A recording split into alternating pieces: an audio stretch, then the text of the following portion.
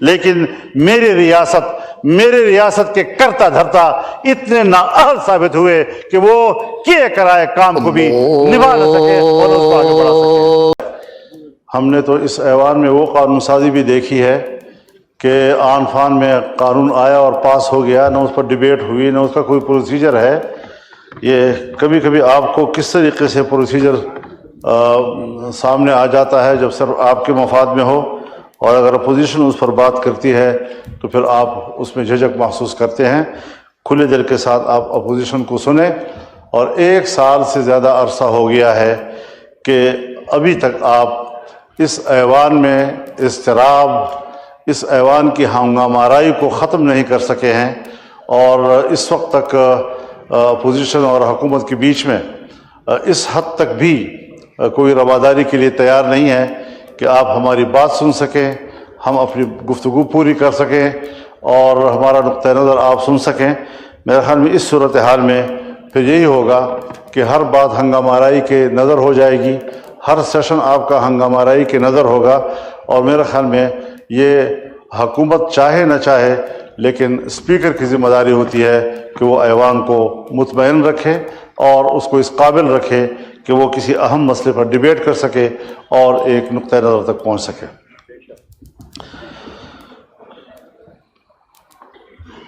جناب اسپیکر، مسئلہ صرف اس ایوان میں نہیں ہے،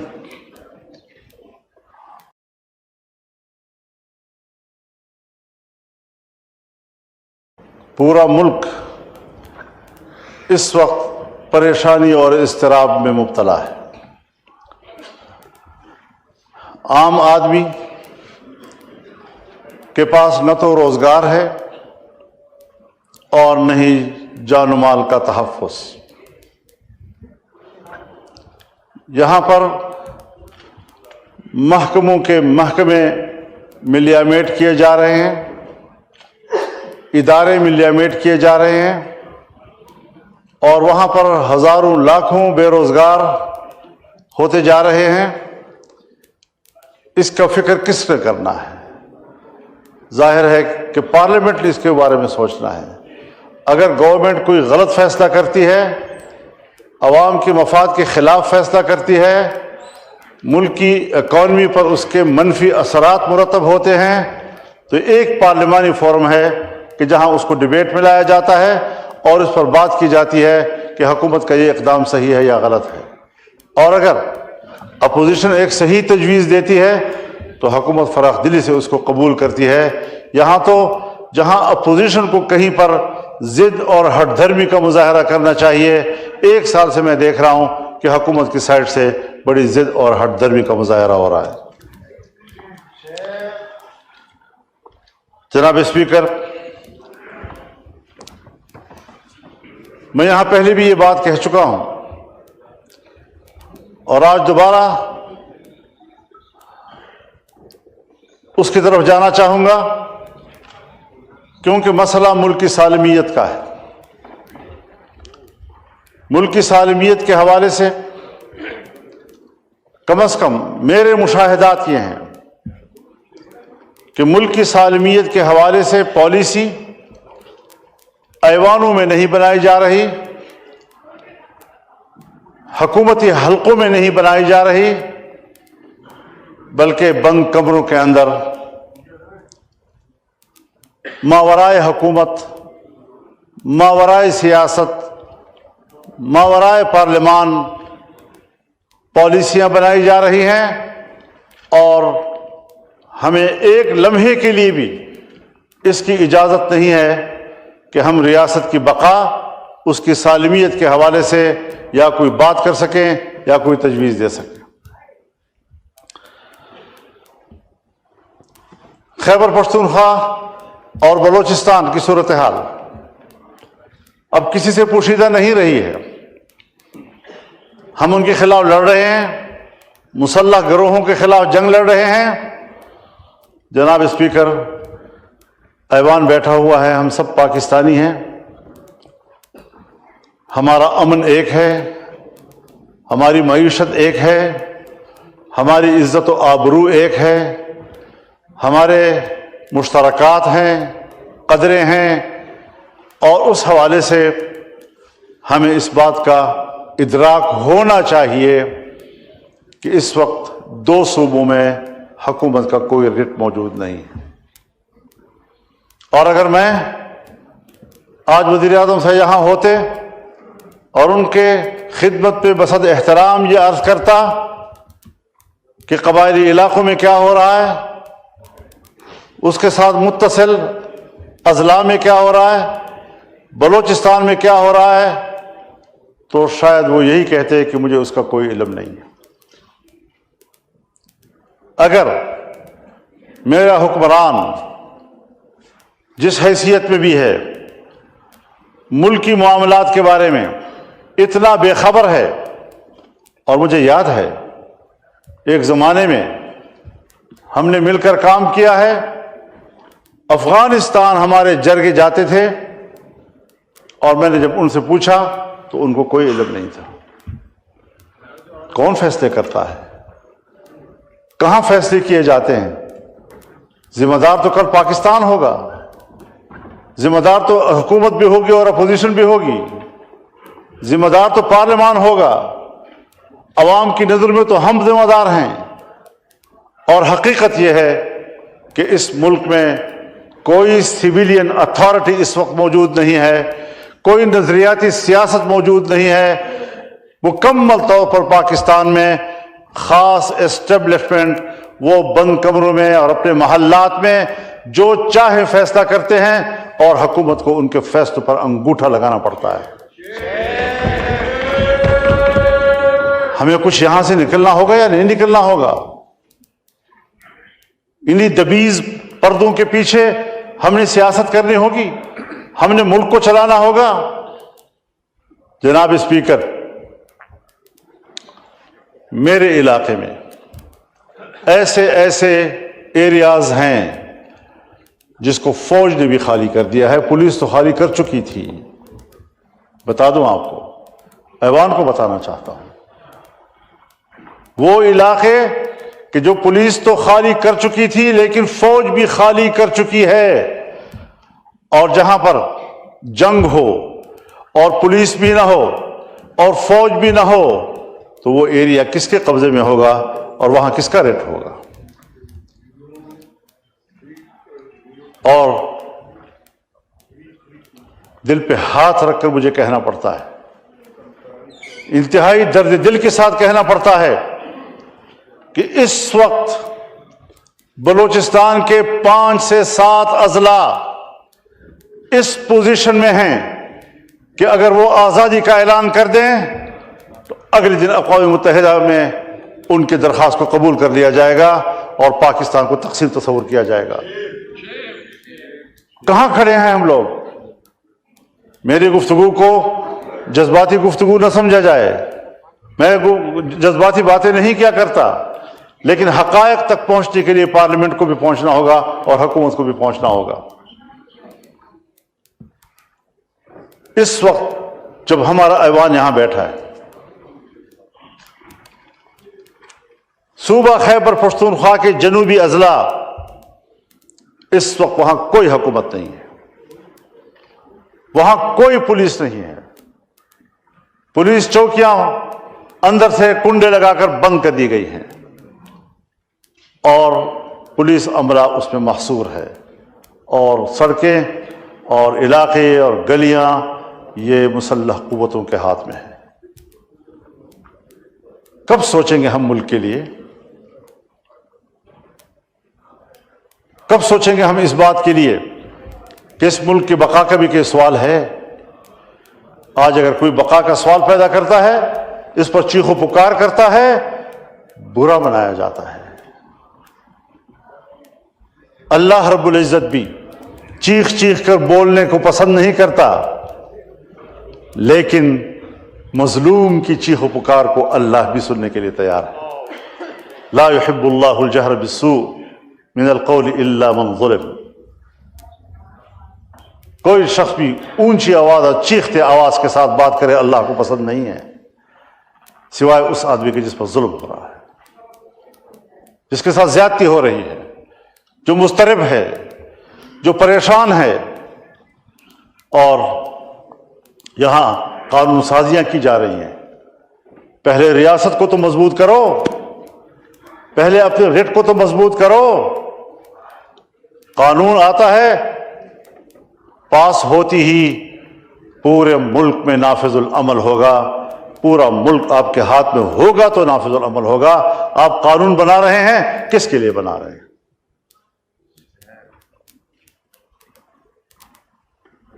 صوبوں میں اسمبلیاں ہیں، لیکن صوبوں کی اسمبلیاں بھی عوام کی نمائندہ نہیں ہیں. اور جب بغاوتیں پیدا ہوتی ہیں،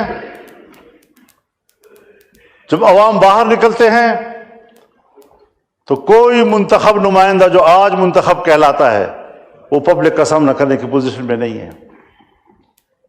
خواہ چیف پوزیشن کیوں نہ ہو، وہ عوام کا سامنا کرنے کی پوزیشن میں نہیں ہے. آپ کا ممبر پارلیمنٹ عوام کا سامنا کرنے کی پوزیشن میں نہیں ہے. آپ کا منسٹر عوام کا سامنا کرنے کی پوزیشن میں نہیں ہے، کیونکہ عوام اس کو اپنا نمائندہ نہیں سمجھ رہا. جنگ ہے نظریات کی اور اتھارٹی کی. سیاست میں جنگ نظریات کے ساتھ ہوتی ہے، تھیوریز کے ساتھ ہوتی ہے. لیکن ایک طرف ہم ہیں پر قدم رکھنے کے لیے تیار نہیں تھا. ہم نے ترلے کیے، 1 گھنٹے کے لیے یا 2 گھنٹے کے لیے پاکستان میں اترا، اور پھر یہ بھی کہا کہ میں پاکستان کے ڈکٹیٹر کے ساتھ تصویر نہیں کھنچواؤں گا. یا وہ زمانہ تھا آپ کا، یا جب 9/11 ہوا تو پاکستان کی سرزمین بچھا دی گئی ان کے لیے، اور ہم عالمی دہشت گردی، نام نہاد عالمی دہشت گردی کے خلاف امریکہ اور ناٹو کے اتحادی بن گئے. اور ان کے اتحادی بن کر ہم نے ہوائی اڈے دیے ان کو، ہم نے فضائیں دی ان کو. ہمارے اڈوں سے ہوائی جہاز اڑتے اور افغانستان میں بمباری کرتے. پھر ظاہر ہے جنگ شروع ہوئی. کیا کبھی افغانستان میں طالبان نے آپ سے کہا ہے کہ آپ کے جہاز کیوں اڑ رہے ہیں؟ امریکہ کے جہاز آپ کے ایئرپورٹ سے کیوں اڑ رہے ہیں؟ آپ کی فضاؤں کو عبور کر کے ہم پہ بمباری کیوں کر رہے ہیں؟ کیا کچھ مظالم نہیں دیکھے انہوں نے؟ ہم نے انہی کو پاکستان پرو سمجھا. اب افغانستان میں ان پرو پاکستانیز کو ہم نے چلانا تھا. ہمارے پاس تجربہ تھا، ہمارے پاس ایک ذمہ دارانہ ریاست موجود تھی. ہم نے ہر قدم ذمہ داری سے اٹھانا تھا. میں الیکشن سے پہلے کیا، اپنے ملک کو، اپنے ریاست کو اعتماد میں لے کر گیا ہوں. میں اپنا ایجنڈا لے کر گیا. اس ایجنڈے سے ان کو آگاہ کیا کہ یہ میرے ملک کی ریاست کی ضرورتیں ہیں. ان موضوعات پہ میں نے ان سے بات کرنی ہے. فارن منسٹری میں ہمیں باقاعدہ بریفنگ دی گئی، ہمیں صورتحال سے آگاہ کیا گیا. مشاورت کے ساتھ ایک ایجنڈا طے ہوا، اور اس ایجنڈے پر میں افغانستان گیا اپنا وفد لے کر. ہر چند کہ ان کی دعوت پر گیا، لیکن 1 ہفتہ میں نے وہاں گزارا، اور جو ایجنڈا میں لے کر گیا تھا ایک نقطے پر میں نے ان سے بات کی، ان کو قائل کیا، اور انہوں نے کہا کہ ہم ان خطوط پر پاکستان کے ساتھ چلنے کے لیے تیار ہیں. کس نے اس کے اوپر پانی پھیر دیا؟ کس نے وہ پروسیس روک دی؟ میں تو اکیلا آدمی تھا، اپنی انڈیویجول حیثیت میں گیا تھا. اس کے بعد تو اسٹیٹ ٹو اسٹیٹ معاملات ہونے تھے، اداروں نے معاملات کو آگے چلانا تھا. یہ اہلیت ہے ہماری کہ آپ کا ایک شہری اپنے وطن عزیز کے تحفظ کے لیے، اپنے وطن عزیز کی خدمت کے لیے، ملک کو ایک بڑے شورش سے بچانے کے لیے 75 سال ہم نے کشمیر کے محاذ پر انڈیا کے ساتھ آزمائشوں میں گزاری. اب ایک نئی آزمائش کے لیے ایک نئی سرحد ہم کھول رہے ہیں. ہم نے اس تصور میں وطن عزیز کی مٹی کے ساتھ وفاداری نبھاتے ہوئے اس کے لیے سہولت پیدا کرنے کی کوشش کی، لیکن میری ریاست کے کرتا دھرتا اتنے نااہل ثابت ہوئے کہ وہ کیے کرائے کام کو بھی نبھا نہ سکے اور اس کو آگے بڑھا سکے۔ اللہ اکبر، اللہ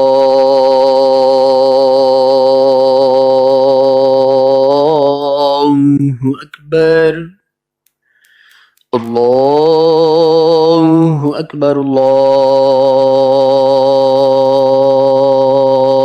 اللہ اکبر، اشہد ان لا الہ الا اللہ، اشہد ان لا الہ الا اللہ، اشہد ان محمد رسول اللہ، اشہد ان محمد رسول اللہ، حی علی الصلاة،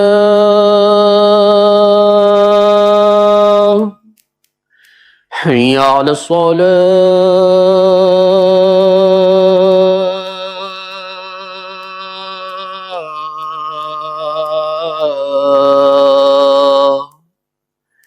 حی علی الفلاح، حی علی الفلاح،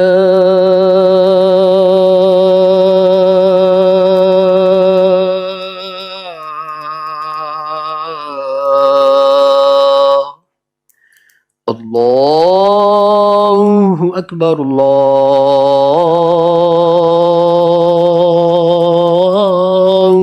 اکبر، لا الہ الا اللہ۔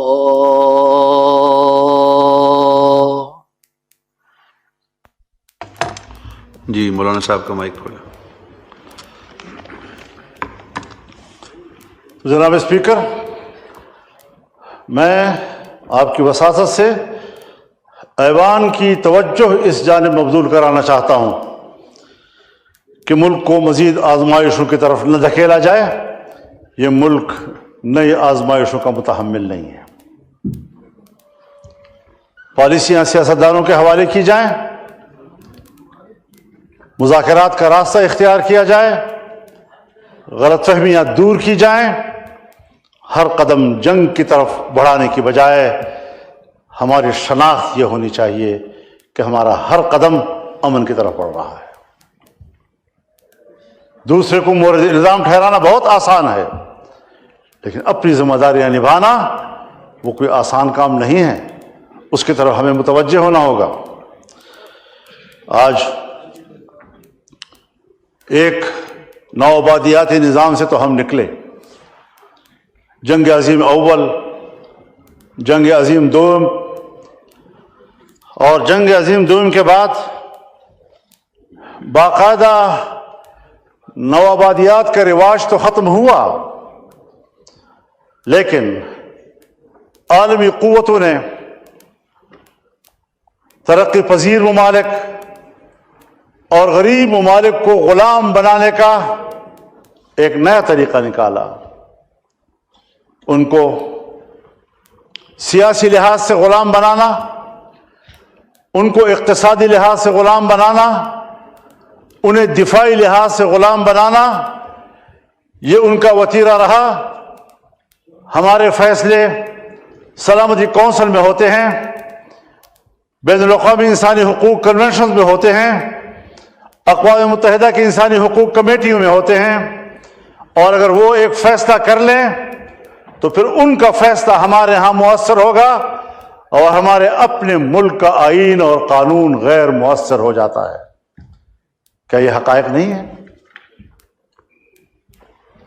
ہماری معیشت بین الاقوامی اداروں کے حوالے کر دی گئی ہے۔ آج ہماری معیشت کو IMF کنٹرول کرتا ہے، FATF کنٹرول کرتا ہے، دوسرے قرضے دینے والے ادارے کنٹرول کرتے ہیں۔ ہمیں ایک طرف قرض میں جکڑا جا رہا ہے، اور دوسری طرف ہم پر پریشر ڈالے جا رہے ہیں آئے روز IMF کا وفد آ رہا ہے اور پھر ہمیں بلا رہا ہے، اور اب تو IMF اس حد تک آگے چلا گیا کہ وہ حکومت سے بات کرنے کی بجائے وہ عدلیہ سے مل رہا ہے اور عدلیہ سے بات کر رہا ہے۔ IMF کا ہمارے ملک کے عدلیہ سے کیا سروکار ہے؟ ہمارے ملک میں آج IMF آ رہا ہے اور سپریم کورٹ بار ایسوسی ایشن کی قیادت کے ساتھ مل رہا ہے۔ بار ایسوسی ایشن کے ساتھ IMF کا اور FATF کا کیا تعلق ہے؟ کیا تحفظات ہیں اس کے؟ اور پھر اس کی پاداش میں ہم ادارے بناتے ہیں، احتساب کے ادارے بناتے ہیں، نیب کے ادارے بناتے ہیں، FIA کو متحرک کرتے ہیں، اور سارا بوجھ ان کا دو طبقوں کے اوپر آتا ہے۔ ایک کاروباری طبقہ جو ملک میں انویسٹ کر رہا ہوتا ہے، چھوٹی چھوٹی باتوں پر ان کو پکڑا جاتا ہے، ان کی فائلیں بنائی جاتی ہیں، ان کی پیشیاں ہوتی ہیں، ان کو سزائیں دی جاتی ہیں، اور دوسرا سیاستدانوں کے خلاف اس کو استعمال کیا جاتا ہے تاکہ ایک سیاستدان اور ایک حکومتی پارٹی کو بدنام کیا جائے، دوسرے کو اس کی جگہ دی جائے۔ اس مقصد کے لیے بین الاقوامی ادارے میرے ملک میں مداخلت کر رہے ہیں۔ نتیجہ کیا نکلتا ہے کہ میرا پاکستانی سرمایہ کار اپنا سرمایہ لے کر مغرب میں چلا جاتا ہے، پیسہ میرے نظام سے تنگ آ کر وہ اپنا پیسہ منتقل کرتا ہے یورپ کی طرف، اور میرے پیسے پر یورپ کاروبار اور تجارت کر رہا ہوتا ہے۔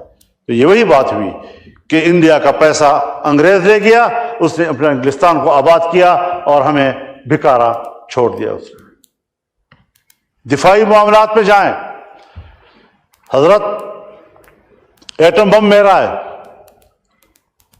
میزائل میرا ہے، لیکن بین الاقوامی ادارے مجھے مجبور کر رہے ہیں اس پہ دستخط کرو، اس پہ دستخط کرو، اس پہ دستخط کرو، اور مجھے بین الاقوامی معاہدات پر دستخط کرنے کے بعد یہاں پہنچایا جا رہا ہے کہ ایٹم بم میرا ہوگا، میزائل میرا ہوگا، طیارہ میرا ہوگا، لڑاکا سامان میرا ہوگا، لیکن اس کو استعمال کرنے کا اختیار بین الاقوامی معاہدات کے تحت ان اداروں کو ہوگا، میرے ملک کا اختیار ختم ہو جائے گا۔ اس چیز میں پوری قوم مبتلا ہے۔ کس طریقے سے وہ میرے ہی ہاتھوں سے میرے بھائی کو مروڑ کر میرے سرمایہ کو اپنے ملکوں میں منتقل کر رہا ہے، کس طریقے سے وہ میرے ہاتھ پاؤں باندھ کر مجھے غیر مسلح کر رہا ہے، اور میرے اپنی صلاحیت وہ میرے دفاع میں استعمال نہیں ہو سکتی، ان کی اجازت سے استعمال ہوگی۔ میری پارلیمنٹ قانون سازی نہیں کر سکتی، اگر قانون سازی کرے گی تو کہیں گے بین الاقوامی آج ہم نے یہاں پر 26ویں ترمیم پاس کی، 26ویں ترمیم کے ساتھ ایک قانون دینی مدارس کے حوالے سے پاس کیا یہاں سے۔ جناب صدر مملکت نے جو دوسرا خط بھیجا ہے پارلیمنٹ کی طرف، اسپیکر صاحب کی طرف، اس نے واضح طور پر کہا ہے کہ دینی مدارس کی رجسٹریشن یا دینی مدارس کے بینک اکاؤنٹس کا یہ قانون یہ بین الاقوامی اداروں کے لیے تحفظ کا باعث بن سکتا ہے، ان کی پریشانی کا باعث بن سکتا ہے۔ ہمیں بین الاقوامی اداروں کی رعایت قبول، لیکن اپنے ملک کے اندر ایک طبقے کو ہمیشہ اپنے مقابلے میں متصادم رکھنا ہے، اپنے ملک کے شہری کو میں نے پریشان رکھنا ہے۔ آج قانون پاس ہو چکا ہے، ایکٹ بن چکا ہے، گزٹ ہو چکا ہے اس کا۔ پارلیمنٹ سے ایک قانون پاس ہو جائے تو پھر صوبائی اسمبلی میں قانون سازی ہوتی ہے۔ ابھی تک کوئی صوبائی اسمبلی میں قانون سازی نہیں ہو رہی۔ فیڈرل گورنمنٹ نے اپروچ ہی نہیں کیا آج تک کسی ایک صوبائی اسمبلی کو۔ میری پارلیمنٹ نے اپروچ ہی نہیں کیا کسی صوبائی اسمبلی کو کہ یہ قانون یہاں سے پاس ہو گیا ہے، مزید قانون سازی جو ہے صوبائی سطح پر وہ آپ کی ذمہ داری بنتی ہے۔ تو کیا کریں؟ ہر بات کے لیے سڑکوں پہ آئیں، ہر بات کے لیے گھیراؤ جلاؤ کی سیاست کریں، ہر بات کے لیے ہم وزیر اعلیٰ ہاؤس کا گھیراؤ کریں، پارلیمنٹ کا گھیراؤ کریں، اسمبلیوں کا گھیراؤ کریں۔ اسی لیے آپ نے قوم کو چھوڑ دیا اور اپنے ملک کو چھوڑ دیا ہے۔ اور آج ٹرمپ صاحب آئے ہیں، آتے ہی غزہ ہمارا ہے، غزے پہ ہم تعمیر کریں گے، غزے کے رہنے والوں کو اردن بھیج دو، مصر بھیج دو، وہاں آباد کر دو۔ ٹرمپ صاحب آپ ہوتے کون ہیں؟ کسی آزاد قوم کے بارے میں، اس کی سرزمین پر قبضہ کرنے اور ایک آزاد قوم کو دوسرے ملکوں میں مہاجر بنانے کا آپ ہوتے کون ہیں مداخلت کرنے والے؟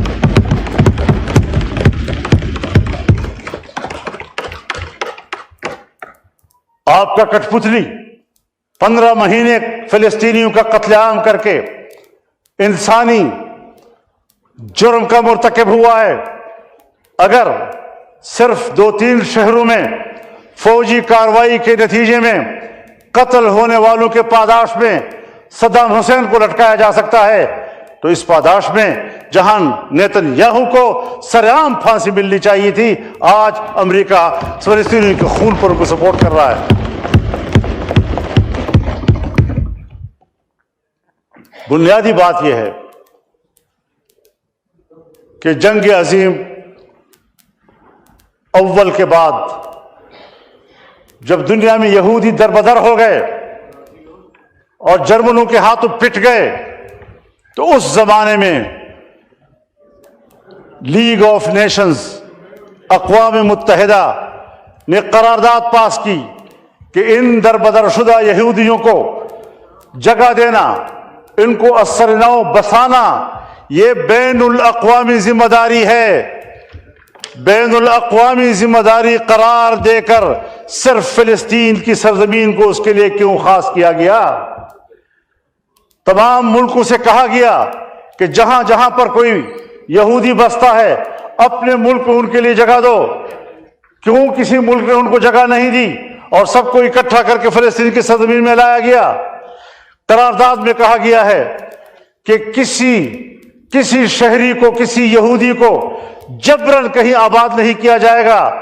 قرارداد میں کہا گیا ہے کہ کسی سرزمین پر سرزمین والوں سے پوچھے بغیر جبراً ان کو آباد نہیں کیا جا سکتا. یہودیوں کو بھی جبراً لا کر آباد کیا گیا، فلسطینیوں سے بھی جبراً زمین لی گئی اور وہاں ان کو آباد کیا گیا. قرارداد میں کہا گیا ہے کہ فلسطین اوور پاپولیٹڈ ایریا ہے، یہاں مزید کسی کو آباد کرنے کی گنجائش نہیں ہے. اس کے باوجود اوور پاپولیٹڈ ایریا پر ان کو آباد کیا گیا.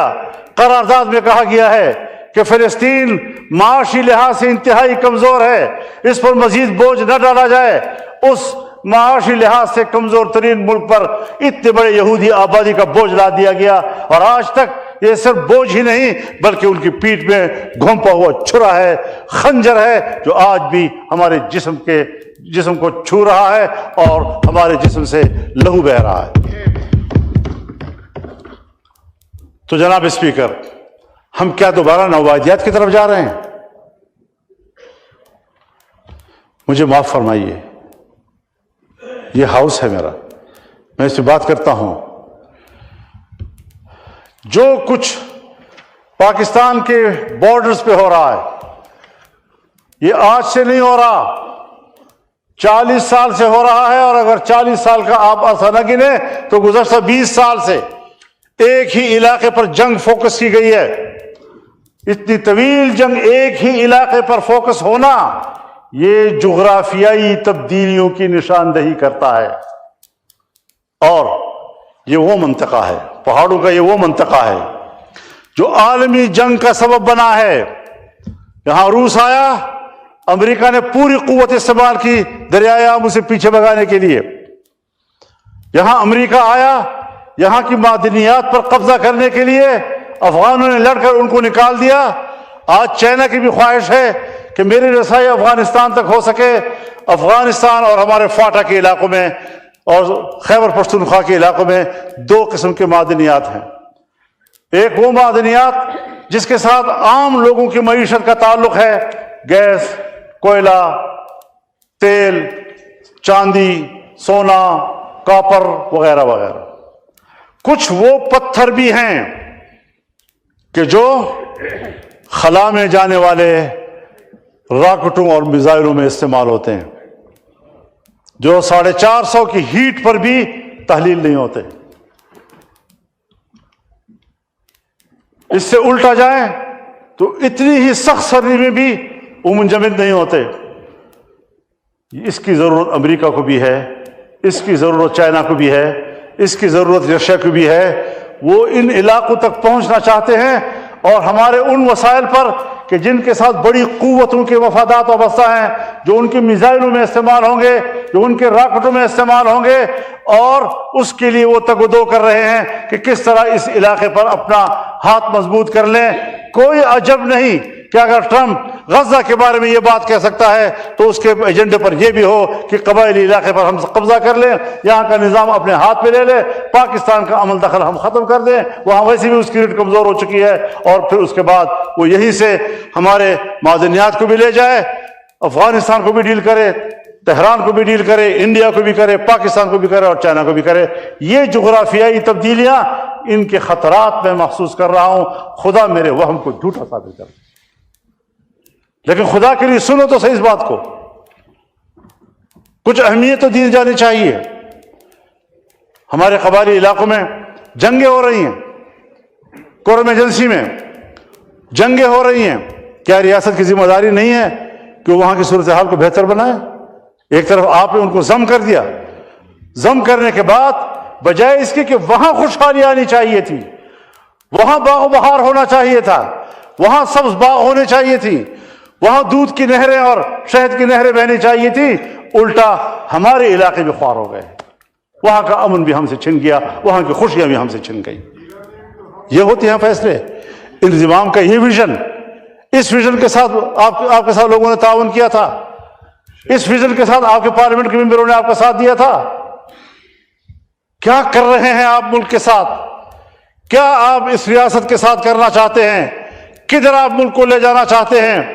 بخدا مجھے اپنے اوپر اعتماد ہے، اگر ہمارا ایوان، حکومت ہو یا اپوزیشن، سنجیدہ ہو کر خود اعتمادی کے ساتھ اپنے وطن عزیز کے لیے خود سوچے، فیصلے کرے، ویژن موجود ہے، دلیل موجود ہے، رائے موجود ہے، تحقیق موجود ہے، ہم اس ملک کو بہتر چلا سکتے ہیں۔ لیکن کیوں ہم اس حد تک گر چکے ہیں کہ ہم ایک قلم اٹھاتے ہیں تو اس کے لیے بھی ایک اشارے کے محتاج ہوتے ہیں؟ کہ کسی لمحے ہمارے ضمیر پر کچھ گزرتی ہے یا نہیں گزرتی؟ تو یہ وہ ساری صورتحال ہے۔ حضرت میں آپ کو بتاؤں، جناب اسپیکر، ہاؤس کے نوٹس میں آ جانے چاہیے، 1 سال کے اس پورے عرصے میں باجوڑ، جہاں سے ہم اپنی پارٹی کے 90 لاش اٹھا چکے ہیں، 90 جنازے بیک وقت، روزانہ ہمارے 2-2 3-3 جنازے اٹھ رہے ہیں ہر ایجنسی سے، اور لڑائیاں بھی جاری ہیں۔ ہر جرگہ میرے پاس آیا ہے، باجوڑ کا جرگہ میرے پاس آیا ہے، محمد کا جرگہ میرے پاس آیا ہے، افریدیوں کا جرگہ میرے پاس آیا ہے، شنواریوں کا جرگہ میرے پاس آیا ہے، اورنگزیب کا جرگہ میرے پاس آیا ہے، کرم کا جرگہ میرے پاس آیا ہے، وزیروں کا جرگہ میرے پاس آیا ہے، داور کا جرگہ میرے پاس آیا ہے، مسعودوں کا جرگہ میرے پاس آیا ہے۔ ایک ایجنسی ایسی نہیں رہی کہ جن کے لوگ جرگہ لے کر میرے گھر نہ آئے ہوں، ایک ہی بھیک مانگ رہے ہیں کہ ہمیں امن دو۔ آپ بتائیں میں کہاں سے امن دوں؟ پارلیمنٹ کی نہیں سن رہا کوئی، تو میرے ایک آدمی کی کیا سنے گا؟ فضل الرحمان کی کون سنے گا؟ ابھی پشاور میں تمام قبائل کا جرگہ ہوا، ایک ہی بات کر رہے ہیں کہ خدا کے لیے ہمیں امن دو۔ ہم دربدر ہو چکے ہیں، 2010 سے وہ لوگ مہاجر ہیں، اپنے ملک کے اندر مہاجر ہیں، بھیک مانگ رہے ہیں۔ وہ قبائل جو اپنی روایات رکھتے ہیں، جن کی خواتین گھروں سے باہر نہیں نکلتی، آج وہ گلی کوچے میں بھیک مانگنے پر مجبور ہو گئی ہیں۔ تمہیں اپنے پشتونوں کے اور ان کی روایات کے، ان کی عزت کا کوئی لحاظ نہیں ہے؟ تمہیں اپنے بلوچوں کی عزت کا کوئی لحاظ نہیں ہے؟